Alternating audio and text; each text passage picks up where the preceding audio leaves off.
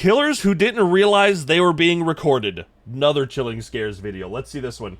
On the morning of June 11, 2021, CCTV cameras across Wembley, London captured a woman walking around with a large blue suitcase. On the surface, the footage is completely ordinary.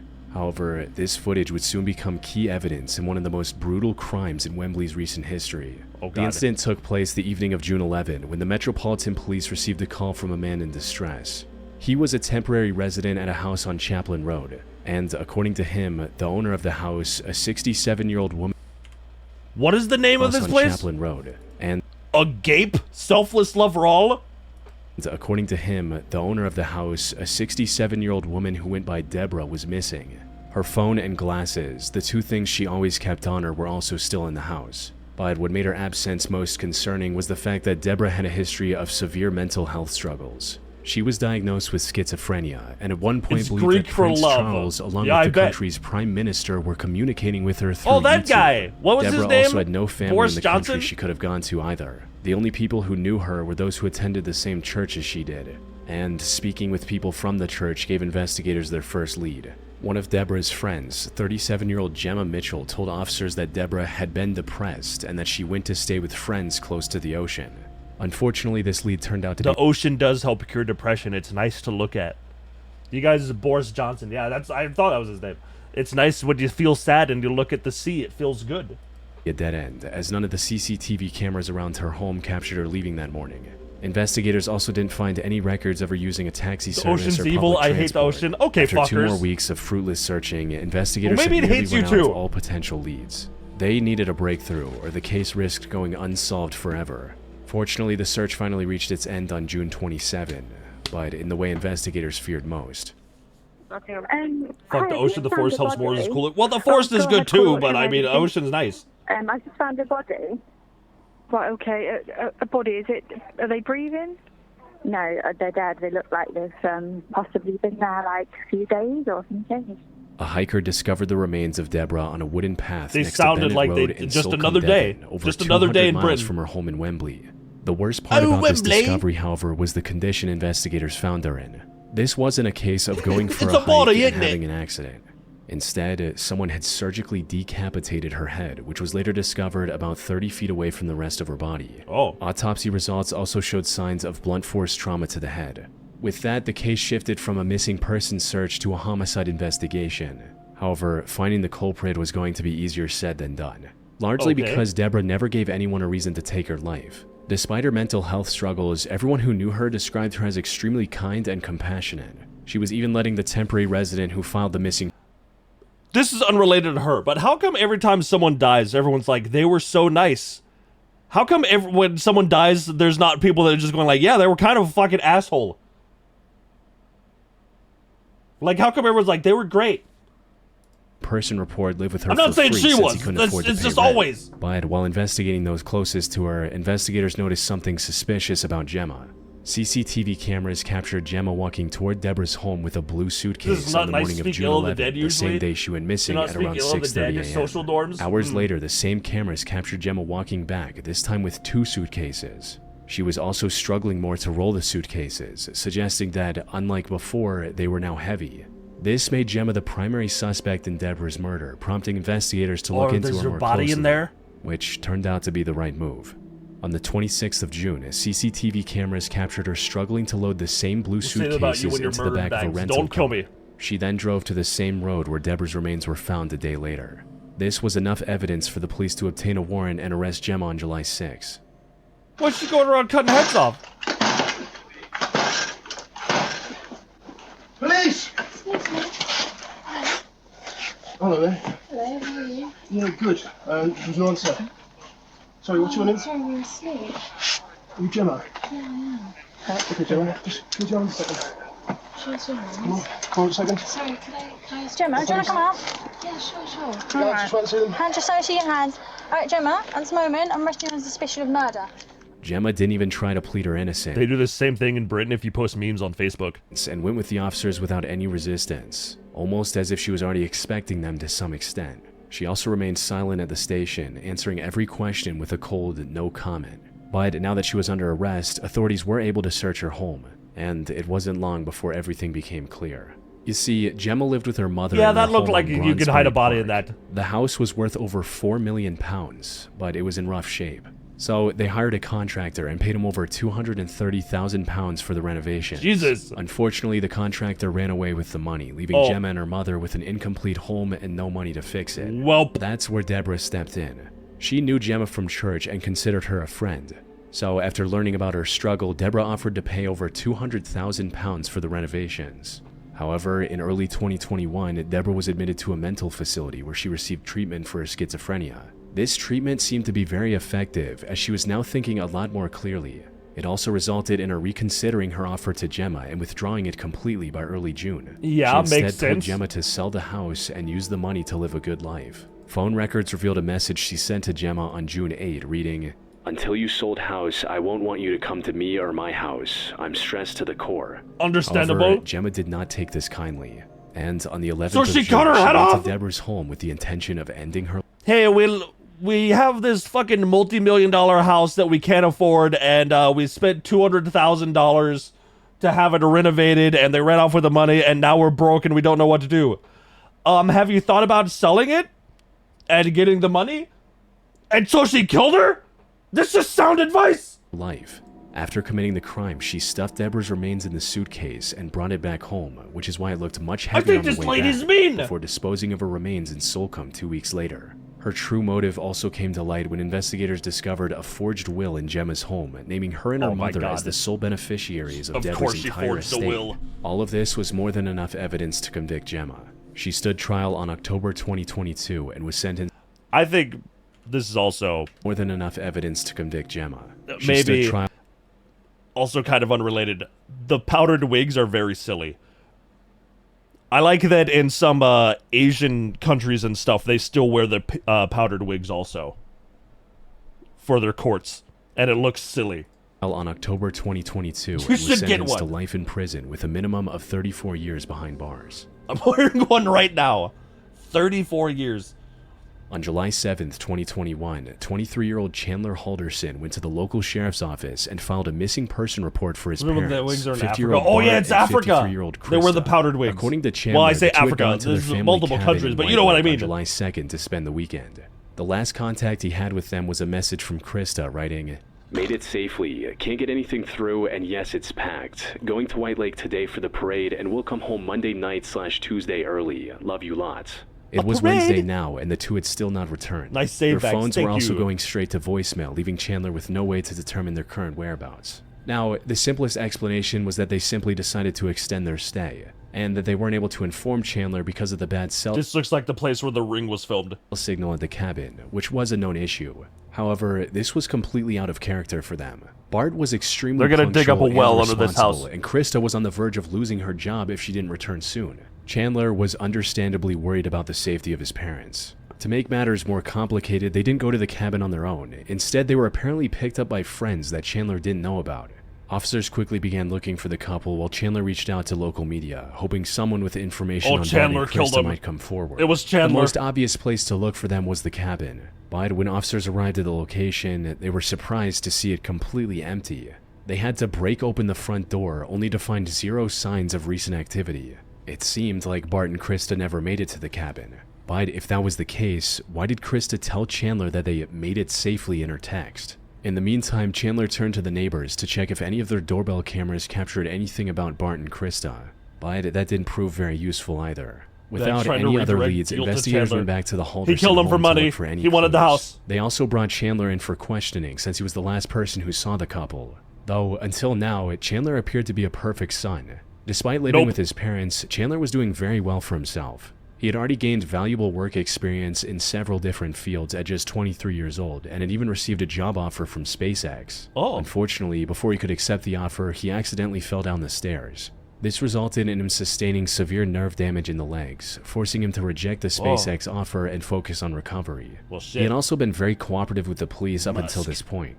But, as it turned out, the concerned look on his face was nothing but a complete lie. His behavior started becoming suspicious as soon as Always. he was brought in for questioning. Occam's razor. Always look for the simplest explanation. It's always the spouse, the son, or a relative.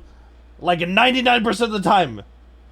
Not realizing he was being recorded, Chandler was seen in the interrogation room putting his head up against the wall, almost as if he was trying to listen in on what the detectives knew, likely so he could adjust his story accordingly. The investigators searching his home also discovered some rather concerning evidence. This included things like missing floor tiles and cabinets from the kitchen, a broken glass pane from the fireplace, and most concerningly, splatters of recently cleaned blood all throughout the house.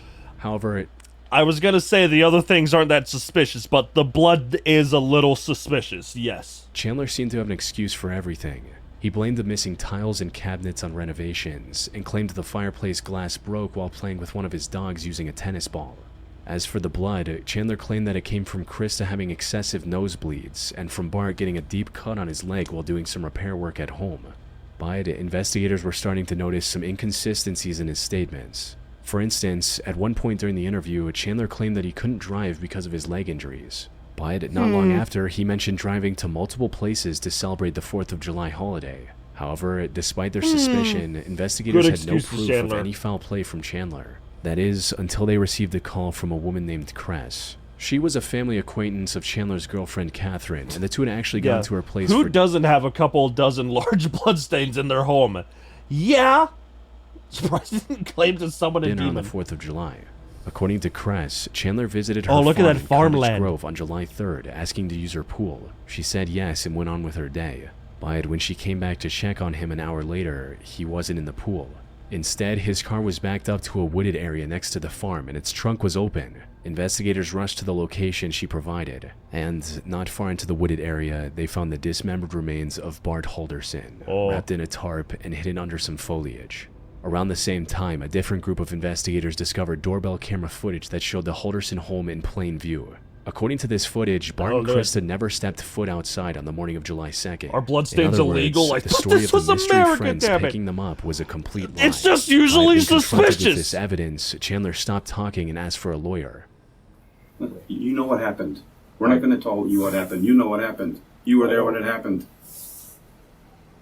We're not BSing you, okay? I wasn't there when it happened today. We know more Right. than you think we know. I Okay? understand. But Oh, I looked at the There's camera. people that have told us things. We have evidence. We have proof. More has happened. Okay. So your parents never made it to the cabin, and I think you know that. Okay. So you're asking for an attorney. We're not going to ask any more questions. it's him. Go stand up. You want to stand up? Just come over. Krista's remains were later discovered in an area near the Looks Wisconsin like he River plays as the well. FPS games. Fortunately, investigators were able to find enough evidence to Maybe piece he was just together preparing a exactly large what cut of happened meat. Yes, between Chandler and parents! his parents, and why.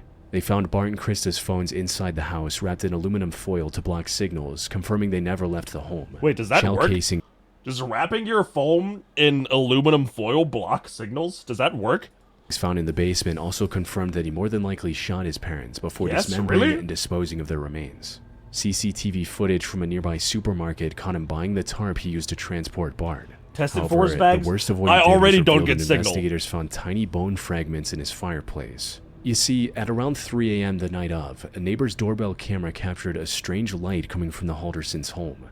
It got extremely bright before going out. Put simply, this bright light his neighbor's camera captured came from Chandler trying to cremate his parents. But the fire likely got out of hand and shattered the glass pane, resulting in him abandoning that idea. As for why he committed such a horrific crime, that had to do with his successful career. As it turned out, Well, then remove almost the all of foil it was around your a house. lie. It's funny you say that because that is tin foil around my window so light doesn't get in. Is that why I don't get phone signal here? Is that the reason? He never graduated, never did any jobs he claimed to have done, and thus the offer from SpaceX was a lie as well. So everything Bart he did was apparently just a found out lie? about it, and instead of facing the consequences of his years-long lie, Chandler decided that it was a better idea to take his parents' lives instead. He stood trial in January 2022 and was sentenced to life in prison without the possibility of parole. See, once again, On the night behind of the December shed, 28, 2016, gunshot behind the ear, a home security camera to just mounted solve outside this a whole garage in issue. Albuquerque, New Mexico. It's like if you just get convicted and like life prison without parole, just Just like, there's no reason to keep him around. Just solve this issue. Mexico captured a seemingly bizarre scenario. It showed a hooded figure walk out of the darkness, gently tip over a trash can, and then disappear into the darkness once again. That's one of those fucking trash can goblins that tip over your trash when it's full waiting on trash day. I hate those fuckers. Not long after, the resident of the home noticed the trash can and came to pick it back up before walking back inside. Wait, the gun he used was an SKS he bought off his Tarkov friend? Of course he played Tarkov. Jesus fucking Christ. Of course a Tarkov player killed his parents. Camera then captured the light from the garage door getting dimmer as it closed. But before it closed all the way, the door seemed to open I told you, again, I didn't with a flashing see! light illuminating the driveway. This looked quite random at first glance. However, what happened in this footage served as the start I'm to just a saying, beauty- I've never seen someone happily playing Tarkov. That's all I'm saying. I've never seen someone playing Tarkov and they're like, I'm having a great time. That's all I'm saying. They are upset. That's all I mean. The violent crime that happened in the same house. The story began earlier that night when 54-year-old Oh, look at that mustache. That is Don dropped powerful. off his daughter Holy shit. Sienna at his now ex-wife Christine's house. The next day, Sienna called Don's office, asking if he'd come to work that day. Apparently, he called Sienna every night to say goodnight, but he didn't call the night before, which worried her. And something was definitely not right. Don had never missed work without prior notice before. His phone was also ringing, but he wasn't picking up, which was very out of character for him. Many considered him the most upstanding person they knew, and it wasn't like him to ghost others out of nowhere. So, two of his coworkers decided to check up on him at his house that afternoon. However, when they reached the front door, it swung open. It was already unlocked. They called out Don's name, but when they heard no response, they decided to go inside. Everything in the house looked very normal. That is, until one of the coworkers went to the garage. There, she spotted a dark red streak on the wall behind the parked truck. She stepped closer to take a better look, only to come across what she was dreading the most. She called 911 and first responders rushed to the scene. Sadly, it was already too late for Don. He had several cuts on his body, a deep cut on his neck, and signs of blunt force trauma to his face. By the time his coworkers found him, he had already been dead for several hours. The Albuquerque police immediately launched a murder investigation. However, the only clue they had was this home security footage. It wasn't clear enough to make out the suspect's face, but the footage did suggest the intruder knew Don's habits quite well. He knew his daily routine, and more importantly, he knew Don wouldn't be able to ignore the trash can if it were lying on the ground, giving I feel like it's very necessary to have, like, security cameras at this point now. him the chance to sneak into the garage while Don picked it back up. This wasn't a random burglar or serial killer who just saw an opportunity. 100% the wife. It was likely It didn't someone look close like to a Don. woman. Unfortunately, figuring out who this person was turned out to be near impossible. The first Unless she suspect hired police him. questioned was Terry Lee White, Christine's now husband. Given Don's history of an intense custody battle against Christine and Terry in the past, investigators So not wife, but maybe wife's new husband, began to ex-wife's look for husband. any lingering resentment that could have boiled over into violence. However, when questioned, Terry was able to provide alibis for that night that completely checked out. The next two potential suspects were Don's brother never mind. Dennis, who didn't have the best relationship with Don, and the landlord Benny Ruiz. Holy But shit. while neither had I a bet strong he did it. alibi, there was also no evidence linking the two to the crime scene. With that, the investigation was back at square one. It wasn't until March 31, 2017 that the killer was identified. It turns out the person who led detectives to the truth was none other than Don himself. You see, What happened? despite likely getting ambushed by the killer, Don did not go down easy. He fought back and ended up scratching the attacker. This allowed investigators to find foreign DNA under his fingernails and match it against the Think it was you samples again. police It had wasn't taken from me. the suspects. More than 3 months after the crime, Don's killer was finally identified as Who was it? 51-year-old Terry Lee White. After clocking in at work as a commercial truck driver, Terry went to Don's place and carried out a plan Was he that had his likely been brother? thinking over for a very long time. Was this a With different the home guy? security footage of him sneaking in Don's driveway showing how premeditated this whole thing was. After a brief manhunt, Truckers. Terry was arrested on April 3rd, His brother was Dennis, 2017 okay. in Arizona, about 200 miles from Albuquerque. Well, who He the fuck stood is this trial then? in June 2018 Oh, his for wife's crime husband, and was okay. sentenced to life in prison without the possibility It of was him parole. then. Got it. Holy shit. His alibi was bullshit. Ah, okay, I get it. Goddamn. That was also good. That was a good video. Chilling Scares makes good videos. I like these.